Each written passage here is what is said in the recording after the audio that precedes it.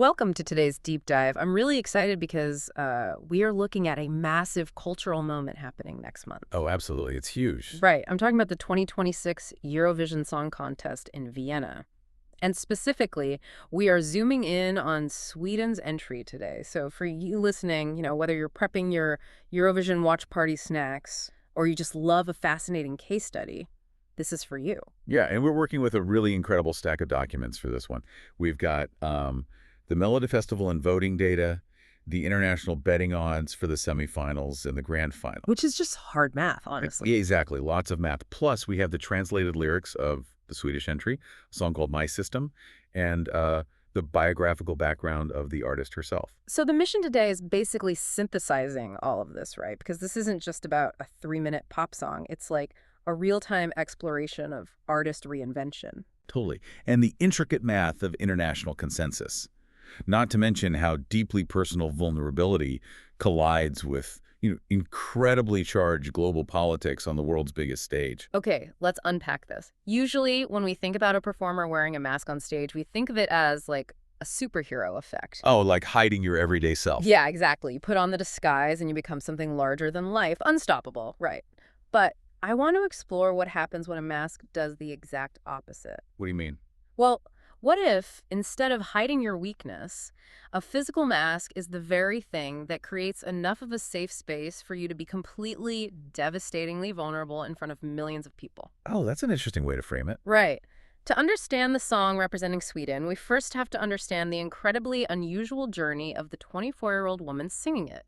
Her name is Felicia Eriksson. And she's now performing mononymously as just Felicia. But, that is a very recent development for her. Extremely recent. Yeah, because up until April of 2025, she was the anonymous, masked voice behind this wildly successful Swedish music project known as Fröken Snusk. Which was just massive. Oh, totally. She dominated the Swedish EPA dunk genre. And for listeners unfamiliar with that term, think of EPA dunk as like the Swedish equivalent of rowdy tailgate country music, but mixed with heavy bass 90s techno. That sounds intense. It is. It's incredibly high energy, very party-centric, and intensely demanding of his performers. Massive almost feels like an understatement when you actually look at the raw data in our sources. I mean, back in 2022, her song Rhythmig som en Dalahäst was one of the most streamed tracks in the entire country. Yeah, she was performing relentlessly. The documents note she did over 300 live shows. 300? That is insane. She even won the SVT reality competition show Spell It. So by 2023, she was the 9th most streamed artist on Spotify in Sweden. She was the absolute peak of that specific rowdy party girl mountain. And then in April 2025, she just completely walks away from the project. Just leaves it all behind. Exactly. She sheds the Fröken Snusk moniker. She leaves that guaranteed, highly profitable lane. And by September, she launches her solo career with a debut single called Black Widow, which shoots right into the top 3 on the Swedish charts. She's now just Felicia. But here's the detail that just stopped me in my tracks when I was reading through her background. She dropped the stage name, right? She dropped the party persona. She is stepping out as this deeply personal solo artist. But she still wears the face mask. Yes, it feels like a massive contradiction. But the sources note that since childhood, she has suffered from severe social anxiety, so the mask isn't a gimmick anymore. It's a necessity. Exactly. It's a psychological shield. She isn't hiding who she is from us. She is protecting her own peace while standing in front of an arena. Help me understand this from a performance psychology standpoint. Yeah, it's a really unique situation. Right, because if she's still literally hiding her face, how does she get an audience to connect with this deeply personal, vulnerable, new identity? Well, what's fascinating here is the sheer rarity of this trajectory. Usually, if an artist achieves the level of commercial dominance she had as Fröken Snusk, the industry demands they stay in that lane. Oh, absolutely. They want the guaranteed money. Right. So to take off the metaphorical mask of the party girl while keeping the physical mask, it requires the audience to renegotiate their entire relationship with her. That makes total sense. Yeah, instead of empowering her to be a larger-than-life character, the mask completely inverts the concept of a stage disguise. It becomes a boundary that allows her to be a learner in her own right. A learner. I like that. She is figuring out how to navigate a massive public spotlight on her own terms. The audience isn't connecting with party character anymore. They're connecting with the very real anxiety and vulnerability that necessitates the mask in the first place. Which is such a fragile thing to bring to a competition as huge as Melodifestivalen. Yet she took her track, My System, to the final in Stockholm on March 7th, 2026. And she didn't just survive the spotlight, she completely conquered it. The voting data from that night is staggering. I mean, she scored 161 total points. Wow. Yeah, winning over both the international juries, who gave her 71 points, and the Swedish public, who gave her 90 points. Out of almost 4 million votes cast by the public, she captured an incredible 16% of the vote. And the song itself, which she co-wrote with Julie Bergen, Teresa Rex, and a few others, it is just a total earworm. Oh, it gets stuck in your head immediately. Sure, it really does. Yeah. But I'm looking at these lyrics, and I'm a little confused by the presentation. The lyrics are incredibly raw. It's all about the exhausting reality of trying to get an X out of your head. Very relatable, but very dark. Yeah, she sings about dancing on a grave, weekend relapses, and there's this desperately messy line, I'm a disaster, I just need to fix myself. Right. Yet the performance that won her 161 points is this triumphant, highly polished arena pop show. It features veteran Eurovision dancers like Lamin Holman, who danced for Sweden in 2021, and Daniel Koivunen, who danced in 2024. It's incredibly slick. Exactly. I don't get it. Is she using the upbeat pop sound and the heavy choreography as a way to, like, hide the sadness? Well, no, the upbeat production isn't hiding the sadness at all. It's actually giving the sadness a structure, so she and the audience can survive it. Oh, interesting. You brought up the idea of hiding, which points directly to the core lyrical metaphor of the track.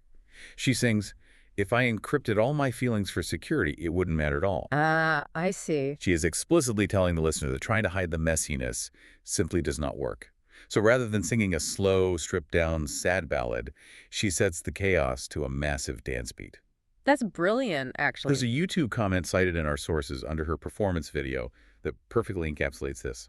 A user wrote in Swedish, Borta bra men hemma bäst, seger ni I Sverige, which translates to East or West, home is best. Oh, finding comfort in the familiar. Even if the familiar is your own internal chaos. Right. The brilliant contrast you noticed, the incredibly messy, vulnerable lyrics paired with the highly organized veteran choreography, is exactly why it resonates so deeply with voters. Because it's relatable. Right. She is taking the universal, uncontrollable chaos of a breakup, the feeling of being an absolute disaster, and turning it into an organized, shared, cathartic system. So this highly structured, organized chaos clearly works in Sweden. But transferring that domestic dominance to the rest of Europe means confronting completely different mathematical beast in Vienna. A much tougher beast. Translating this deeply personal Swedish victory into an international one requires us to look at the hard, cold math of the gutting odds. And the math paints a very complex picture for Vienna. Plus, the historical stakes couldn't be higher. Let's set those stakes for the listener. According to the Eurovision history in our sources, Sweden is currently tied with Ireland for the all-time record of Eurovision victories. They have 7 each. Right. If Felicia wins in 2026, Sweden breaks the tie. They stand completely alone at the top of the history books with an 8th win. The pressure of carrying an entire nation's record-breaking hopes is astronomical. It really is. And the bookmakers suggest that securing that 8th win is going to be a huge uphill battle. Looking at the data for semifinal 1, Felicia is in a very safe position. She is currently given a 91% chance of qualifying for the grand final. So they're highly confident she'll easily advance out of her heat. Exactly. But the grand final odds are a totally different story. Right now, Felicia is sitting in 7th place overall, with only a 4% chance of winning the whole thing. Wait, 4%? If you're terrible at math like I am, a 4% chance sounds like an absolute death sentence. It sounds low, but you have to look at the whole picture. The heavy favorite to win the 2026 contest is Finland. They're sending Linda Lampenius and Pete Parkkonen with the song Lakenheiten, and the bookies give them a massive 30% chance of taking the trophy. Okay, 30% is huge. Yeah. But where is the rest of the probability going? You have to look at how the remaining 70% is divided up. The odds reveal a massive structural split in how the contest might unfold. You know, Eurovision is decided by a combination of professional juries from each country and the public televote. Right, the 50-50 split. Exactly. And the odds makers currently have completely different favorites for each of those two categories.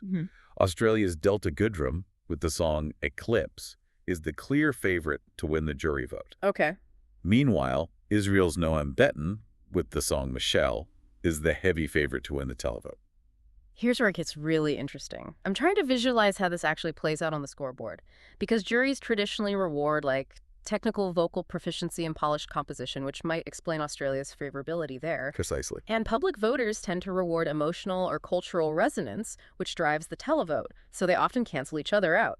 If Australia dominates the jury but struggles in the televote, and Israel sweeps the televote but gets ignored by the jury, neither might have enough total combined points to win. That's the math right there. So I have to ask a dumb question here. Has a song ever won the entire Eurovision Song Contest without actually being the favorite in either the jury or the public category? It's not a dumb question at all. And if we connect this to the bigger picture of Eurovision's mathematical design, the answer is yes.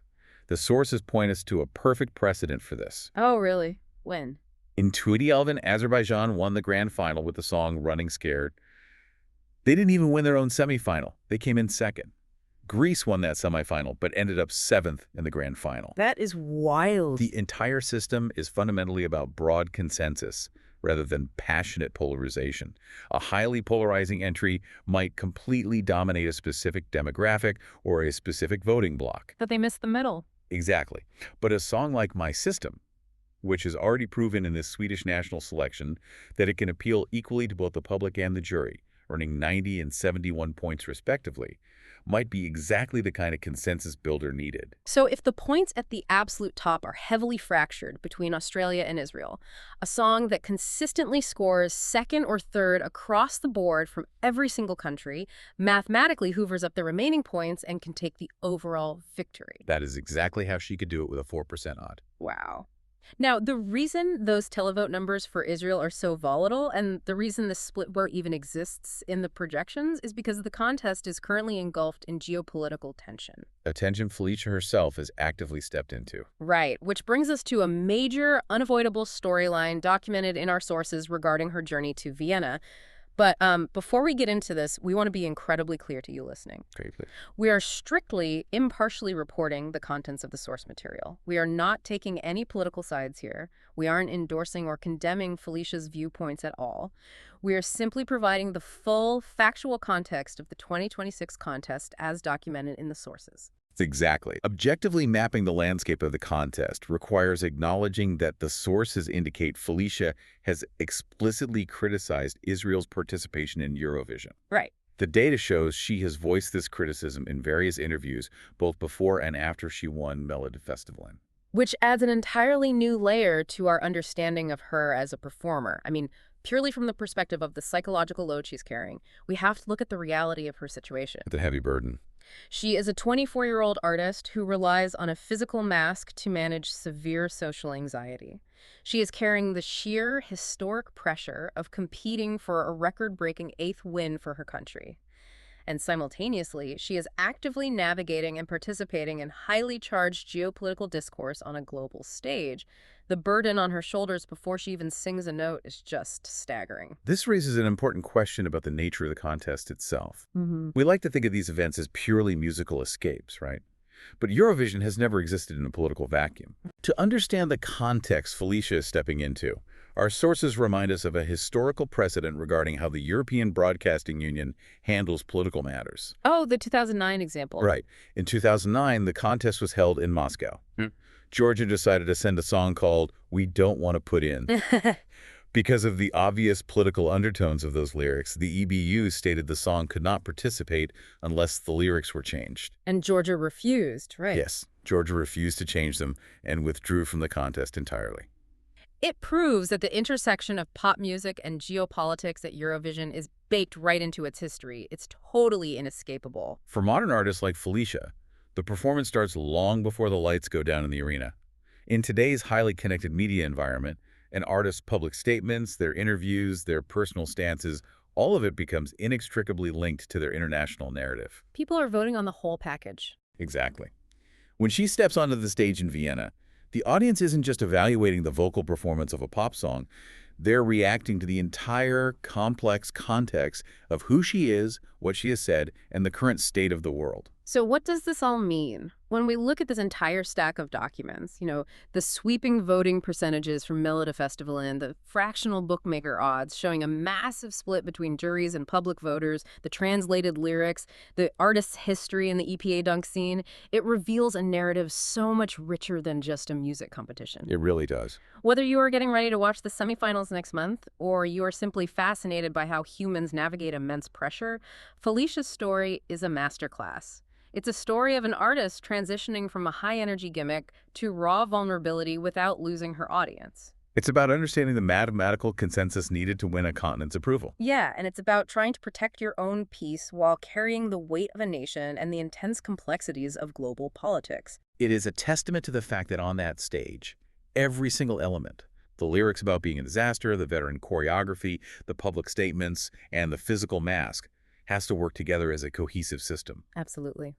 I want to leave you with a final thought to mull over, and it brings us right back to the core lyrical theme of My System. The song is about the futile attempt to encrypt feelings for security. Felicia explicitly sings that trying to lock away the messiness doesn't work. Right. Yet as she steps onto the stage in Vienna next month, she will be performing behind a literal physical mask. She'll be carrying the heavy expectations of a record-breaking 8th Swedish win amidst an incredibly tense political atmosphere. Think about that word. Encryption. Is the physical mask she wears her ultimate encryption, a flawless, impenetrable shield against the terrifying chaos of the world watching her. Or when the music swells, the choreography hits its peak, and the pressure becomes overwhelming, will the sheer, raw emotion of her performance be the glitch in the system that finally lets the world see the real Felicia?